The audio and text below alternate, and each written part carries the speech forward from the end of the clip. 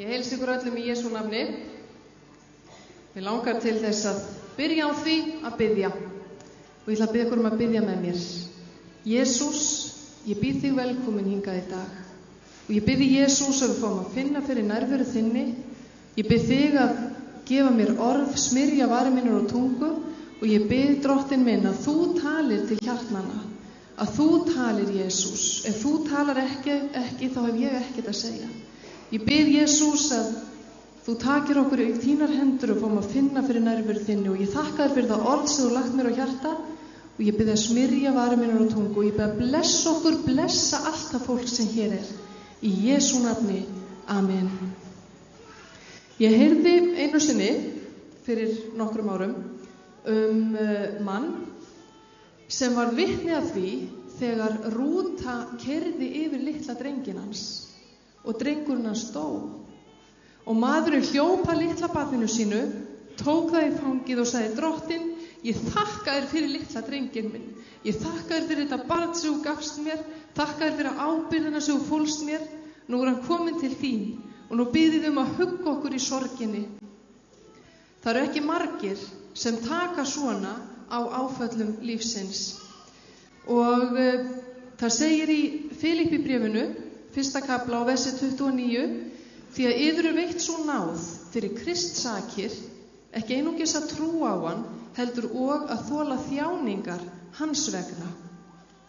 Og við vitum það líka í orði Guðs segir að allir þeir sem lifa vilja guðrækilega í samfélaginu við Krist Jesú, þeir munu ofsóttir verða. En það gerist svo miklu meira í líf okkar heldur en það að við verðum ofsótt. Það hendi okkur ýmis skakkaföll sem vildum svo gjarna vera laus við. Það stendur á sumum líkamsræktarstöðvum: þú verður að finna til þess að ná árangri. Og það skiljum við. Við skiljum að þegar við ætlum að æfa okkur, ef við ætlum að komast í gott form, þá þurfum við stundum að finna svolítið til. Og ég þekki fullt af fólki sem hefur keypt sér 3 mánaða kort og svo gefst það upp eftir mánuð af því það nennir ekki lengur. Og kannski er einhverjir svoleiðis hér í dag. En það segir líka í orði Guðs að þrengingin, hún veki þolgæði. Og við eigum bara miklu erfiðara með að taka því þegar andi okkar og sál er annars vegar. Það bergmálar svolítið í mér finnst svolítið óþægilegt, getið við tekið bergmálið? Nei, þá verð ég bara að búa við það. En við kærum okkur ekki alltaf sársaukann, en við vitum það að það rignir bæði yfir réttláta og rangláta. Við vitum það að hvort sem við fylgjum Kristi eða ekki, þá koma ýmis skakkaföll og erfileikar í veg fyrir okkur. Og það er ein kona sem sagt er frá í orði Guðs sem ég hef mikið dálæti á. Það er reyndar yfirleitt bara talað hana á jólunum. Þessi kona, hún var barnshafandi án þess að hafa ætlað sér það sjálf.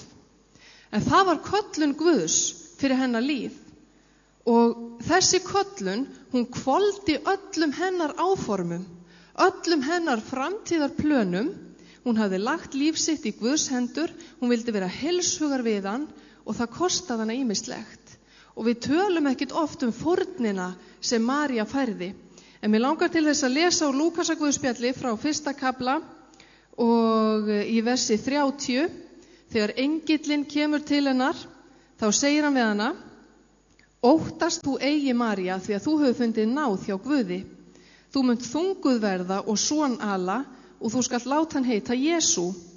Hann mun verða mikill og kallaður sonur hins hæsta. Drottinn Guð mun gefa honum hásæti Davíðs föður hans og hann mun ríkja yfir ætt Jakobs að eilífu.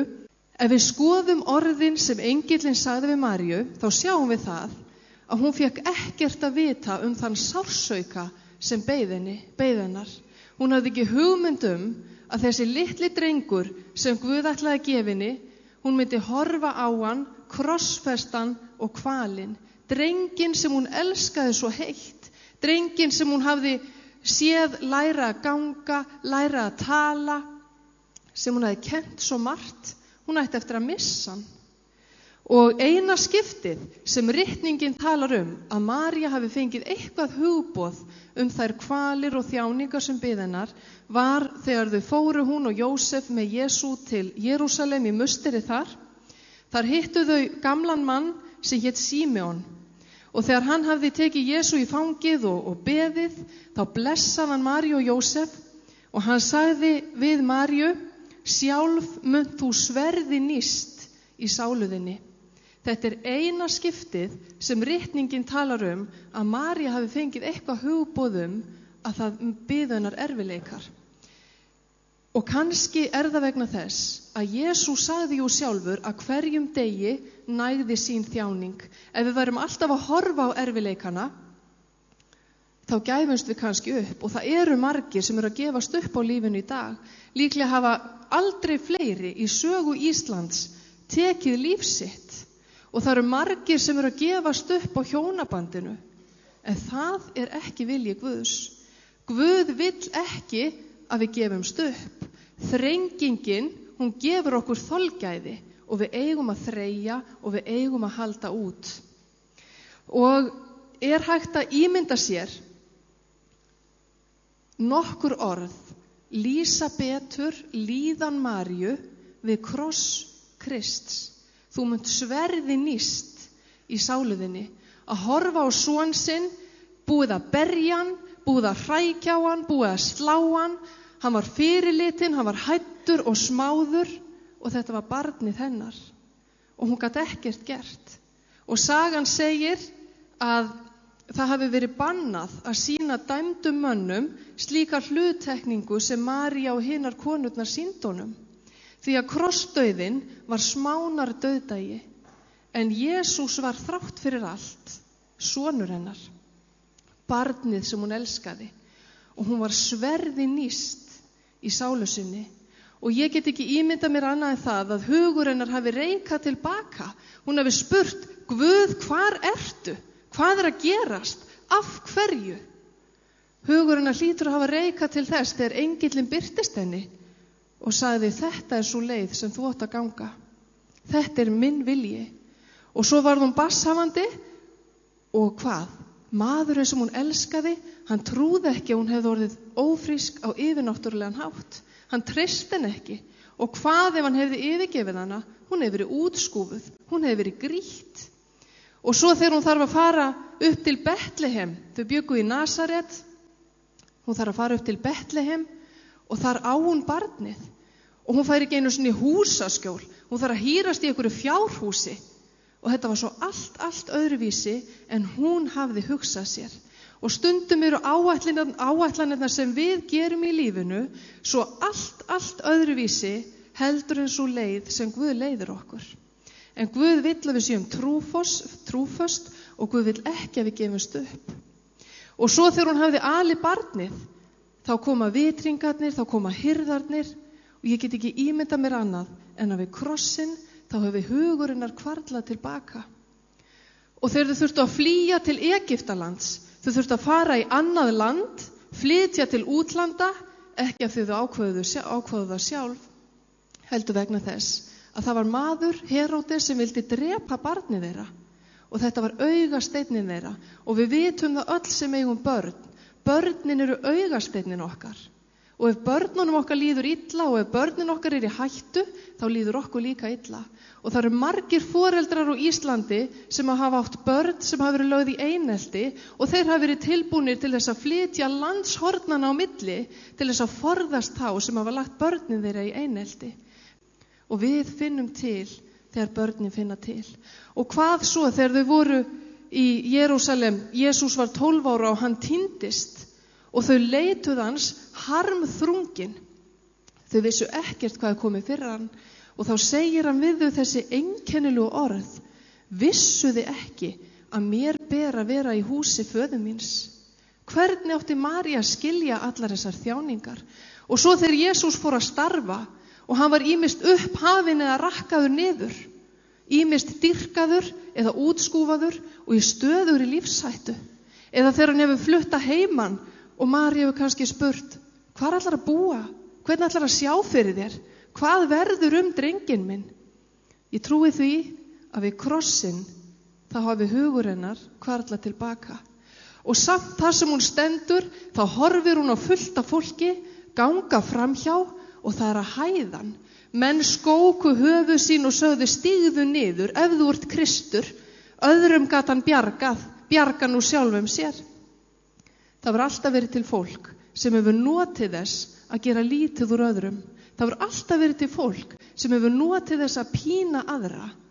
En þú sparkar ekki í deyjandi mann. Voru þjáningar Krists á krossinum ekki nægar? Og þegar fólk talar svona þá gerir það ekkert annað en að ata sjálft sig út. En við getum líka ímyndað okkur það að þar sem María stóð, þá heyrði hún það sem fólki sagði og það særði hana.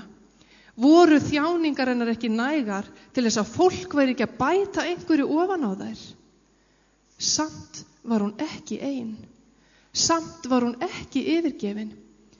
Það segir í Jóhannesarguðspjalli að við kross Jesú hafi móðir hans verið og móðursystir María kona Klópa og María Magdalena. En ég trúi því að þar hafi verið fleiri. Ég trúi því að við kross Krists hafi báðir foreldrar Jesú verið, María og Guð. Og María var sverði nýst í sálu sinni og ég trúi því að Guð hafi líka verið sverði nýstur í sálu sinni yfir því að fólki skildi detta í hug að það væri hægt að krossfesta Guð. Og samt eru menn að gera það enn þann dag í dag. Mitt í öllu myrkrinu þá held ég samt að það við skini ljós.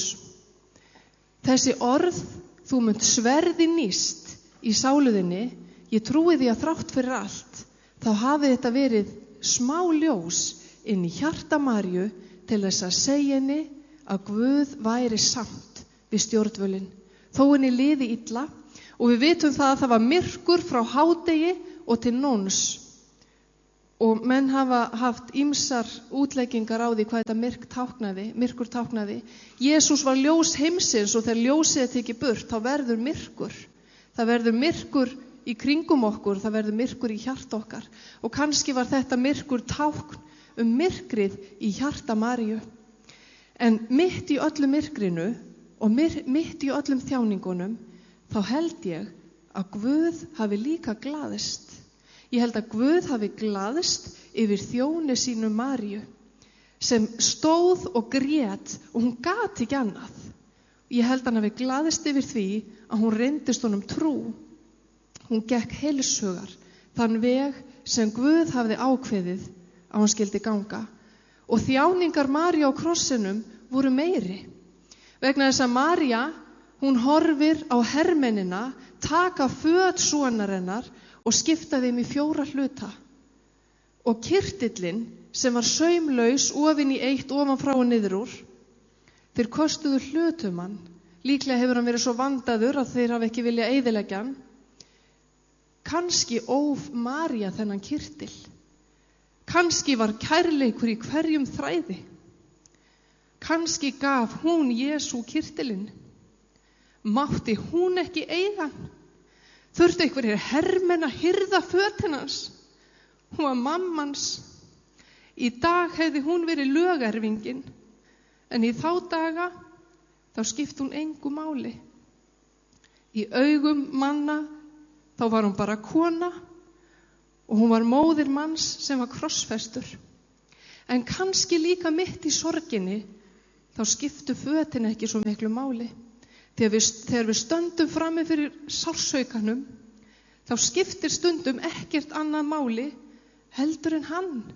Sársaukin í hjart okkar, fólkið okkar og svo Guð.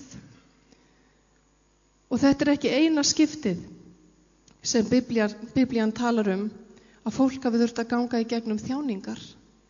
Vegna þess að þegar Ísraelsmenn voru leiddir út af Egyptalandi, þá eltu Egyptarnir þá. Og það er merkilegt, Guð hefur alltaf vitað hvað býr í hjarta okkar.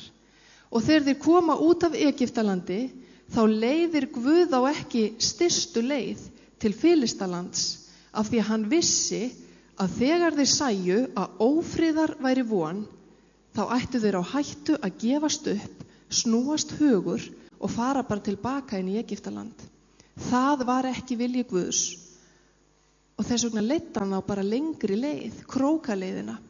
Einu sinni sagði biblíuskólakennari, þegar ég búin að kenna á daginn, þá sækir konan mín mig í biblíuskólan og við förum alltaf á sama kaffihúsið niður í bæ og hún keyrir. Og ég ekkert alltaf að segja, af hverju ertu núna að skipta niður í annan? Af hverju beygirðu hér? Af hverju gerur þetta svona en ekki hinsegin og af hverju ferðu ekki fram úr þessum? Ég veist að margar konur hér inni sem að upplifa þetta, þarf að setja við stýrið og svo segir maðurinn, ætlar ekki að fara fram úr? Ég kannast allavega við þetta.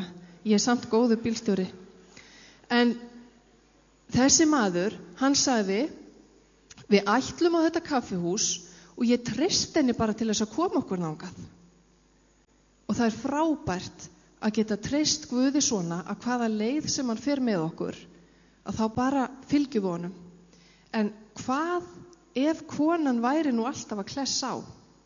Hvað ef hún væri að keyra aftan á þennan og utan í hinn og myndirðu þá bara treyst henni til þess að koma þér á kaffihúsið? Stundum þetta svona í lífinu. Við erum að ganga þá leið sem Guð ætlar okkur og við rekumst utan í hér og þar og finnum til og stundum finnst okkur þetta bara mjög óþægilegt. En Guð hefur ekki gleymt okkur. Eins og Ninni sagði í gær, Jesús sagði ekki, ég með ykkur annan hver dag. Ég með ykkur alla daga, allt til enda veraldar. Og þegar Guð hafði leitt Ísraelsmenn út af Egyptalandi, þessa krókaleið, þá koma þeir að Rauðahafinu. Óvinirnir eru á eftir þeim og hvað? Guð var enn við stjórnvölin og við þekkjum söguna. Guð klauf Rauðahafið og þeir gengu þar á þurru í gegn og Egyptarnir drukknuðu. Og maður skildi nú ætla að þegar þeir voru komnir yfir Rauðahafið að þá hafi nú erfiðleikarnir verið að baki. En nei, þá tók bara eyðimörkin við. Og þeir voru ofboðslega þyrstir. Og þeir voru búin að ráfa eyðimörkina vatnslausir í 3 daga. Og við vitum það alveg að fólk lifir ekkert lengur en 3 daga á þess að fá vatn. Og svo koma þær allt í einu vatni. Og þvílík gleði, það vatn. En hvað? Þegar þeir ætlaðu að drekka vatnið, þá var það beiskt og þeir gátu ekki drukkið það. Og hvílík vonbrigði. Og það þá sem Guð gerir kraftaverk. Hann segir við Móse, hentu þarna einu tré í vatnið og ég veit nú ekki hvernig ég hefði farið það svo að grafa það upp með rótum, þetta ábyggilega verið svolítið mál. En hann hendir trénu í vatnið og vatnið verður sætt. Það var ekkert göldrótt við þetta tré. Þetta var bara venjulegt tré. En það var Guð sem gerði kraftaverk af því að Móse gerði það sem Guð vildi. Hann hlýddi honum. Hversu fáránlegt sem hann kunni að líta út. Þá hlýddi hann honum samt og vatnið var sætt. Og stundum beiska vatnið í áætlun Guðs. Þegar við fylgjum Guði, þá lendum við stundum bara á einhverju beisku sem okkur finnst óþægilegt, en Guð hefur samt ekki yfirgefið okkur. Hann samt við stjórnvölin. Því að Guð agar þann sem hann elskar og hann lætur þann son kenna til sem hann hefur mætur á. Og mér finnst svo frábær versin sem standa í Jesaja í 50. og 7. kafla og 15. versi, þar segir drottin ég bý á háum og helgum stað, en einnig hjá þeim sem hafa sundur kramin og auðmjúkan anda. Við vitum að Guð býr á háum og helgum stað. Við vitum að Guð býr í himninum, en ekki frábært að vita það, að þegar andi okkar og hjarta og sál sundur kramin, þegar okkur líður svo illa okkur langar bara ekki fram úr á morgnana, þá býr Guð hjá okkur. Þá býr hann ekki bara í himninum, hann býr hjá okkur þegar okkur líður hvað verst. Þegar okkur finnst Guð vera hvað fjærst í burtu, þá hann næst okkur. Eins og líkingin sem hefur stundum verið tekin garðyrkjumannin, þegar hann að klippa trén til og það blæðir úr trjánum, að þá eru líka hendur garðyrkjumannsins aldrei eins nálægar trénu. Og það eins með okkur, þegar Guð sníður af vankantana, þegar hann leiðir okkur sinn veg, þegar við finnum til, þá eru hendur hans aldrei eins nálægar okkur. Og það eru fleiri eins og Jósef Jakobsson. Þegar bræður hans seldu hann úr landi, þá var erfitt fyrir hann að sjá að Guð væri við stjórnvölin. Og pappans syrðan alveg gríðarlega. Hann hélt að hann væri dáinn. Samt var Guð við stjórnvölinn. Jósef átti draum og það leið nokkuð langur tími þangað til hann rættist, en hann rættist samt. Og þetta eru orðin sem ég vil skilja eftir hjá þér í dag. Ekki gefast upp. Og leiðin með Guði, þó að hún sé þyrnum stráð, þó að þú standir í erfileikum, þó að þú búir á stað sem þið langar til þess að flytja burtu af því þetta sé svo erfitt, ekki fara fyrr en Guð segir. Ekki taka sjálf eða sjálfur ákvörðun að fara fyrr en Guð segir, nú máttu fara. Ég heyrði einu sinni góða lýsingu eða líkingu. Það var lítill drengur sem var að leika sér við vatn og það var krókódíll í vatninu. Og krókódíllinn, hann bítur í fótinn á drengnum, en móðir hans var með honum og hún þrífur í barnið og það upphefst mikil barátta. Þangað til það er maður sem á leið hjá og hann er með skotvopn og hann skýtur krókódílinn og drepur hann. Drengurinn fer á sjúkrahús, þetta þótti mjög fréttnæmt, og það koma blaðamenn til hans og blaðamaðurinn segir: má ég sjá sárin eftir krókódílinn? Má ég sjá örið, bitið? Já, segir strákurinn og sýnir honum það, og svo brettir hann upp ermina og segir: en má ég ekki líka sýna þér örið sem ég fæ eftir neglurnar hennar mömmu? Af því að mamma sleppti ekki. Mamma hélt í mig. Mættum við vera svona, mættum við halda í Krist, mættum við halda í Guð, þangað til við fullnum okkar skeið. Við skulum biðja. Drottinn, ég þakka þér fyrir að þú ert við stjórnvölinn hvernig sem okkur líður. Og ég biðja að hjálpa okkur að vera heilshugar við þig. Og ég biðja Drottinn að þeir sem eru hér inni, sem hafa verið slegnir, sem hafa verið barðir niður, sem finnst þeir bara eiga bátt og þeir eiga bátt. Ég biðja Jesús að græða sárin. Ég biðja Jesús að gefa þeim baráttu þrek. Hjálpa þeim að gefast ekki upp. Ég biðja Drottinn minn að þú leyfir þeim að sjá að þú hefur ennþá köllun, þú hefur ennþá eitthvað fyrir stafni. Þú ert ekki hættur. Og ég biðja Drottinn minn að þinn vilji verði líf okkar í dag. Ég biðja smörningu þína yfir þetta mót. Nærveru þína, Drottinn, við þráum að finna fyrir nærveru þinni. Og ég biðja blessun yfir okkur öll. Blessun yfir öll samskipti, yfir allt sem fram fer. Í Jesú nafni. Amen.